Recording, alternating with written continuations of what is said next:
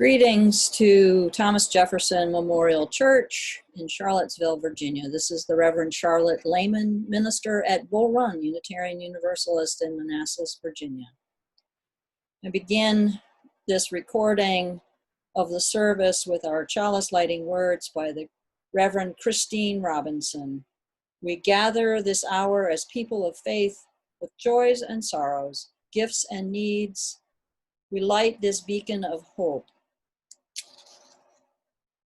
sign of our quest for truth and meaning in celebration of the life that we share together.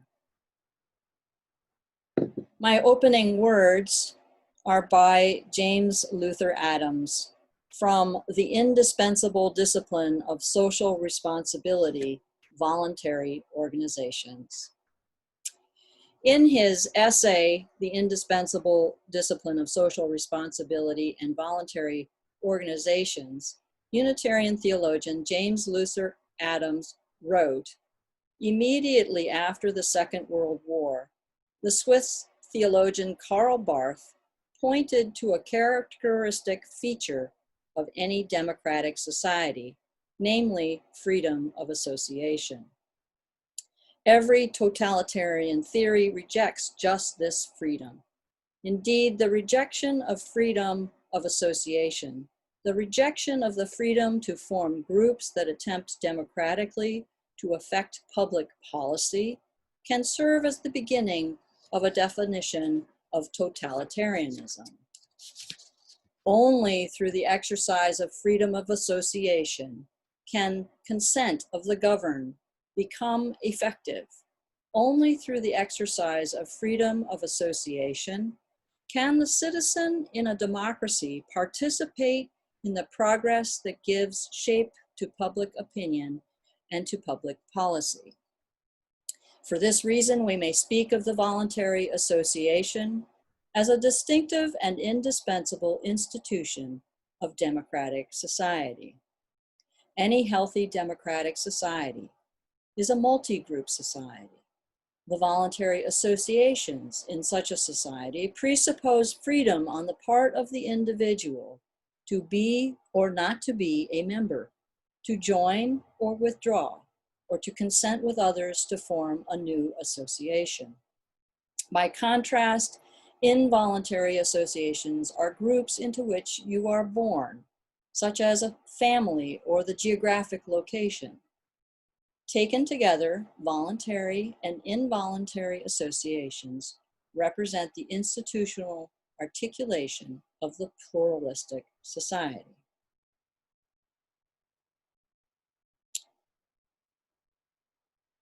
My sermon begins this way.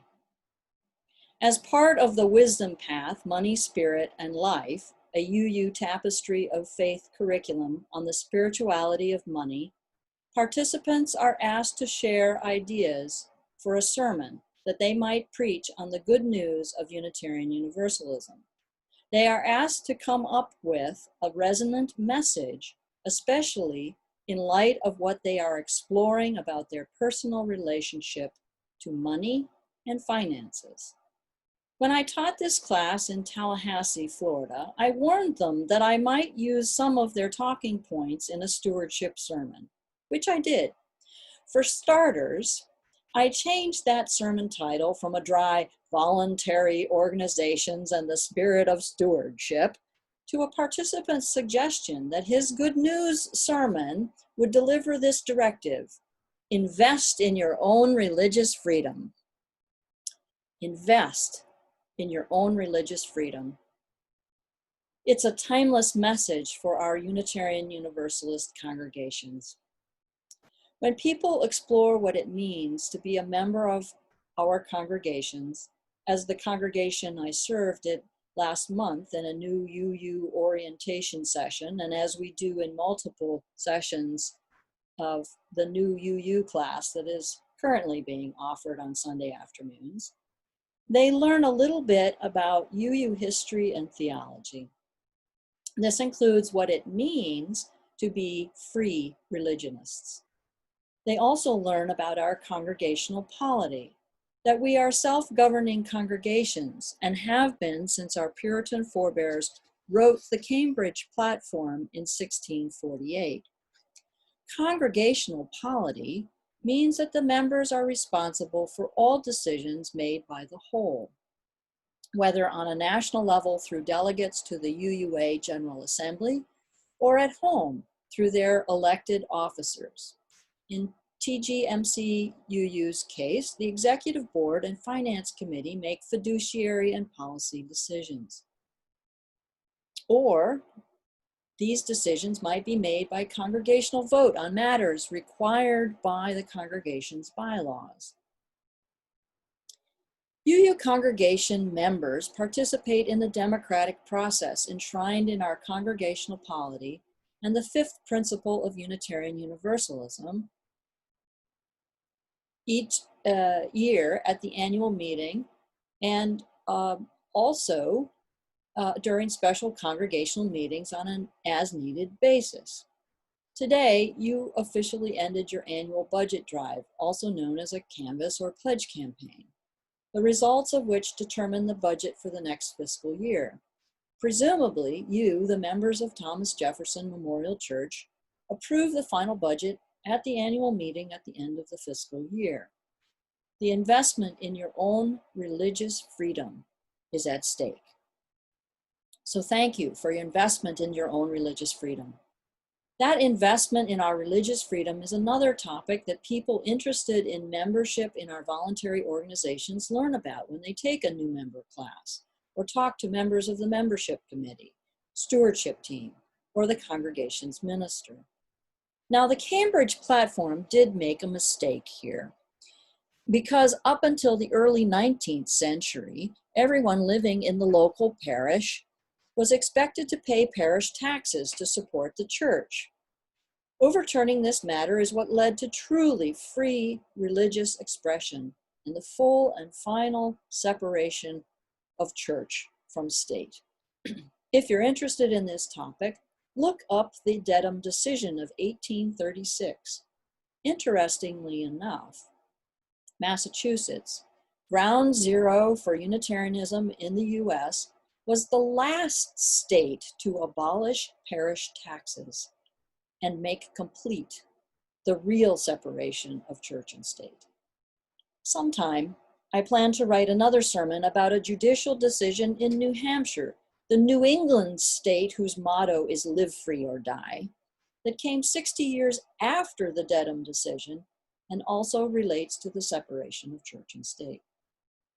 When people join a Unitarian Universalist congregation, they promise to be faithful stewards, giving time, energy, and money. Unlike those faith traditions where members are required to tithe 10% of their household income, in our free churches, a financial contribution to the congregation is not a test of membership. While we love for you to dig deep into your pockets and pledge 10%, we don't strip you of membership for not being able to do so. No one is turned away due to inability to make a monetary pledge. Nevertheless, we do ask that each and every member give what they can afford of their time, their talents, and their treasure.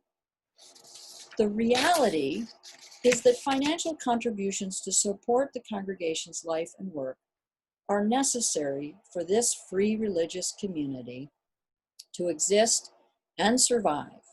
Investing in your own religious freedom and the free religious society that is Thomas Jefferson Memorial Church ensures its presence here in Charlottesville well into the future. All religious traditions and cultures recognize this need to take care of the future community. In Native American traditions, this stewardship is often expressed as the seventh generation of the seventh generation. Unitarian Universalism has been around in these United States for more than 225 years already. 7 generations beyond the next 7 generations would put the tradition at close to 500 years young. I want to shift from this discourse on membership and financial responsibility now to why it is imperative that each of us invest in our collective religious freedom. Let me refresh in your minds the opening reading from James Luther Adams, or JLA as a shorthand. Before I do, I should point out that Adams had firsthand experience of Germany's descent into the evils of totalitarianism under the fascist leadership of Adolf Hitler and the National Socialists, commonly called the Nazi Party. James Luther Adams was profoundly disturbed by an encounter he had in Nuremberg in 1927. He learned from a union worker who stepped in and pulled Adams out of the fray when JLA naively asked the people around him in a huge crowd at an annual mass rally about the meaning of the swastika and began to argue with them.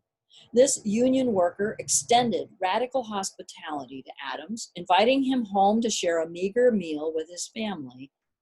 It was there that JLA learned the economic distress out of which Nazism was born, that one organization after another that refused to bow to the Nazis was being threatened with compulsion. Freedom of association was being abolished. This experience, as well as experiencing firsthand the belated resistance of the churches to attacks upon freedom of speech and freedom of association a decade later, prompted Adams to ask himself some rather pointed questions. What, in your physical behavior as an American citizen, have you done that would help prevent the rise of authoritarian government in your own country? What disciplines of democracy, except voting, have you habitually undertaken with other people which could serve in any way directly to affect public policy? More bluntly stated, I asked myself, JLA wrote, what precisely is the difference between you and a political idiot? The reading I chose for this morning follows immediately after these embarrassing and self-confronting questions. Here it is again. A characteristic feature of any democratic society is freedom of association. Every totalitarian theory rejects just this freedom. Indeed, the rejection of freedom of association, the rejection of the freedom to form groups that attempt democratically to affect public policy, can serve as the beginning of a definition of totalitarianism. Only through the exercise of freedom of association can consent of the governed become effective.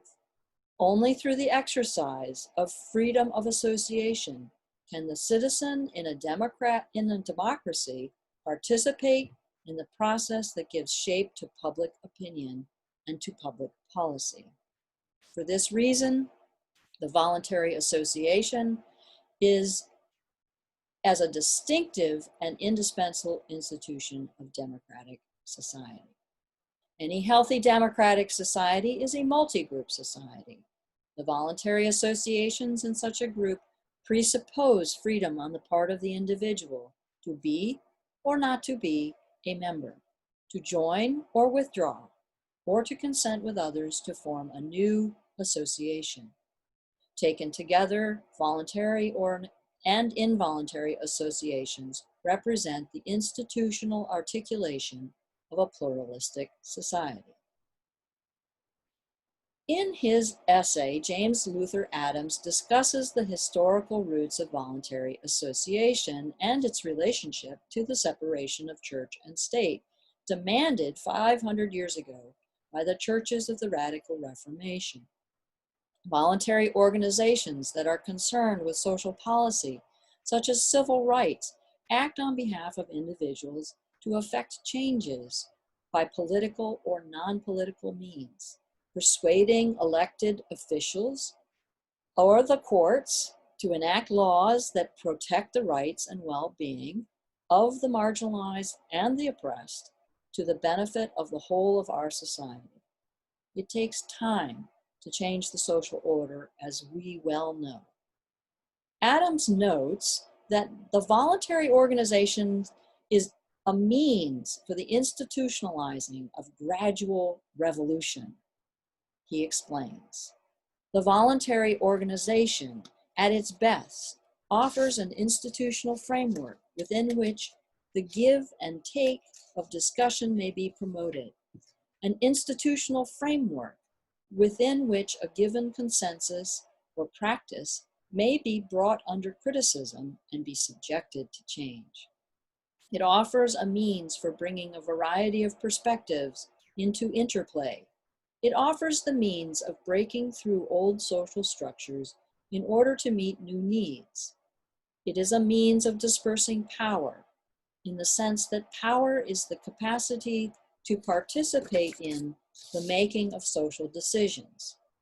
It is the training ground of all the skills that are required for viable social existence in a democracy.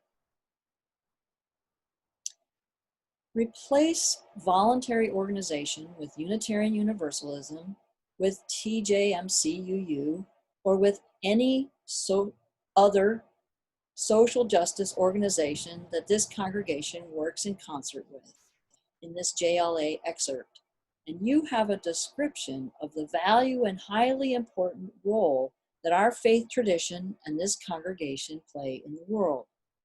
When you engage in the work of this congregation, in the ministries of this beloved community, as a volunteer and as a congregational leader, you develop skills that are transferable to other voluntary organizations you are or of which you will become a member. The reverse is true as well, of course. UUs benefit from the training and skills that its members bring with them from their careers, interests, and hobbies. Each of you has something to offer that will help others to learn and grow, spiritually, intellectually, and as leaders of our communities. Each of us must develop our leadership skills and give back to this beloved community through ministry and service to the whole. It is simply part of what it means to be part of a voluntary organization, part of a faith tradition, part of a covenantal community such as this one. When you join this or any UU congregation, you promise to help each other identify, develop, and apply our gifts. Hold each other accountable to this promise. Ask, how can I be of service to my church community, my church family?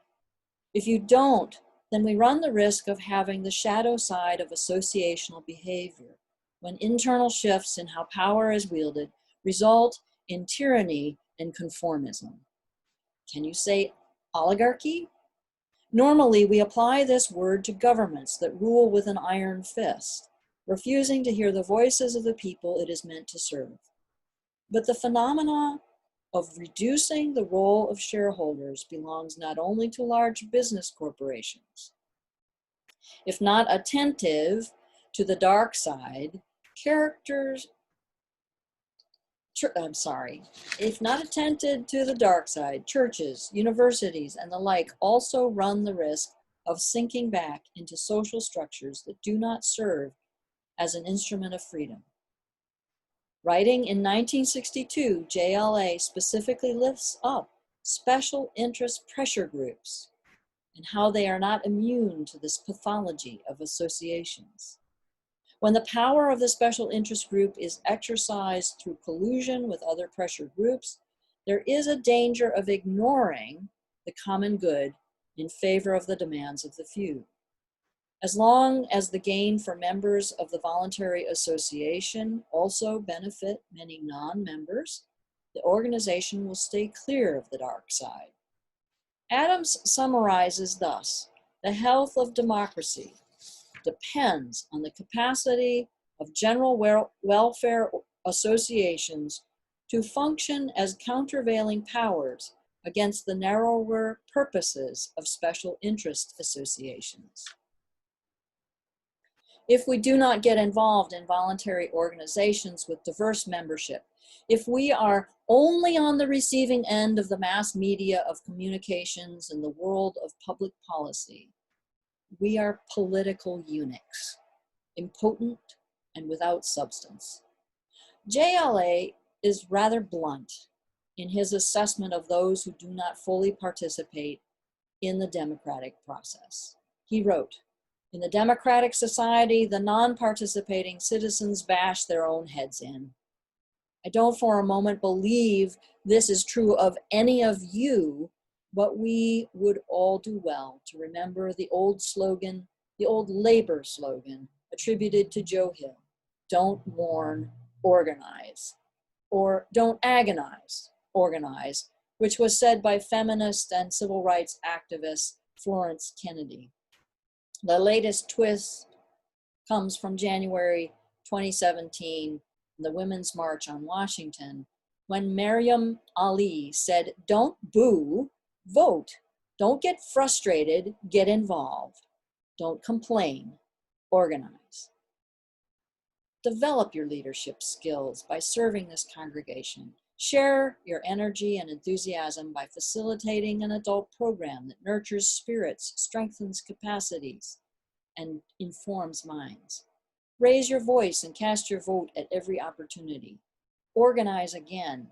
Get involved. Organize some more. Keep hope alive. Organize. Unitarian Universalism is grounded in the principles of democratic society. Its theology and practice articulate the benefits of a pluralistic society. We need to make sure that UUs continue to show up for justice, that the good news of Unitarian Universalism is spread as far and as wide as possible, here in the US and around the world. This month, the Church of the Larger Fellowship published an issue of Quest on the theme of thinking about politics and religion, with a half a dozen thought-provoking reflections, which I highly recommend. You can find it on the Quest for Meaning website under the Quest Monthly tab. And while you're at it, take a look at the other resources available from the Church of the Larger Fellowship.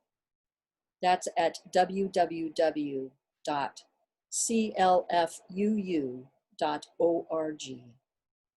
It is our largest UU congregation and a resource for these times that require social distancing.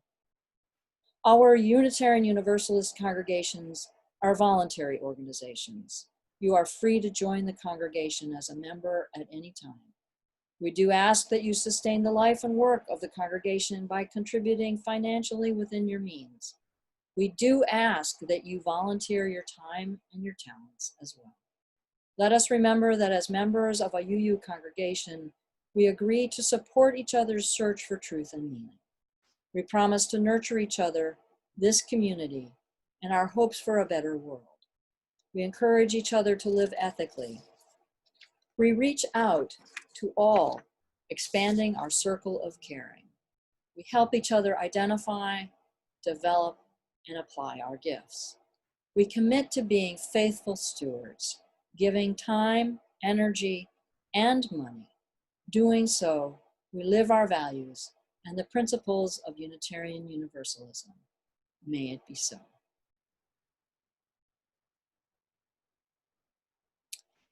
I will share with you a pastoral prayer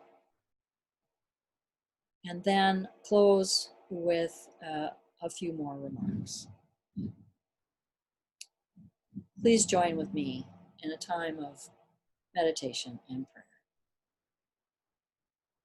Spirit of life, Spirit of love, we ask that you be with us and among us during this time of uncertainty, which requires us to keep our physical distance from even our beloved spiritual community. We ask for understanding in the midst of conflicting messages, for clarity around the facts of this global health crisis, and understanding in the wake of difficult choices and decisions for the common good. We ask for fortitude to cope with social distancing, and the heightened anxiety of those with whom we communicate.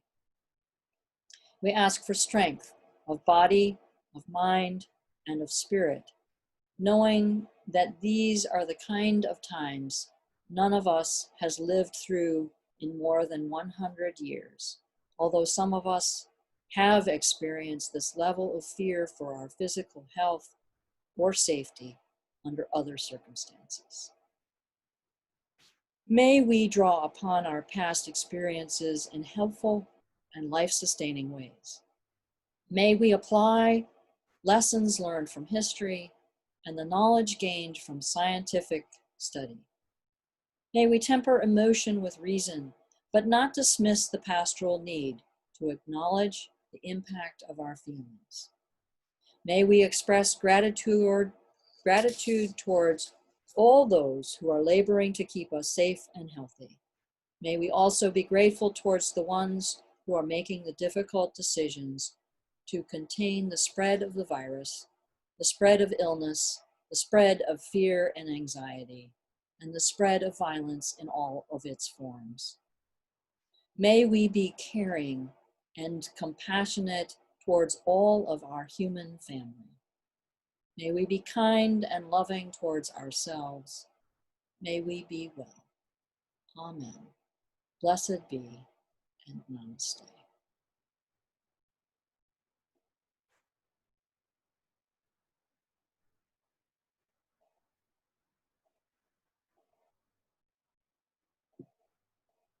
My closing words begin this way. The Reverend Sue Browning wrote about Reverend A. Powell Davies in her Quest monthly reflection entitled The Heart of Democracy. She explains that Davies identified the democratic method as a nationwide core value of faith. Browning provides this quote from a 1954 sermon delivered by Davies. Unitarianism is an inclusive, not an exclusive faith based on individual freedom of belief, finding salvation not through someone else's martyrdom, but by education and the disciplines of democracy. A commitment of the Unitarian faith is to democracy, not merely as a political system, but as the just and brotherly way in human relations. We think that discussion is the path to true agreement. We are educators one of another, and all can learn from each. We are well aware that democracy can be a discipline, sometimes a harsh one, but this is part of its value. We grow by learning to get along with other people. We grow even more when we learn to respect and like each other, to have concern, each for all, in the words of the New Testament, to love one another. As Browning points out, for Davies, democracy was not only a public institution, but was a moral institution as well. Browning continues that our democracy is not a guarantee. The imperfect institution needs to be protected and improved, and this is the mantle we are called to carry. For democracy to work, we need to bring our whole selves to the process, head, heart, and energy. We are called to deeply engage, even knowing that probably means our hearts will break, to authentically participate, to listen and to speak up, to risk to trust in a democratic system we know as imperfect, but which in its most engaged forms may be our best hope to get through the challenges of human relations. This, my friends, is why we must invest in our own religious freedom. Let us go in peace and grow in love, having made such a commitment to ourselves and our society. Amen. Blessed be well, keep the faith. May you be well in Charlottesville, and may all of us be well in the world as we continue on this journey together. Bye for now. Take care.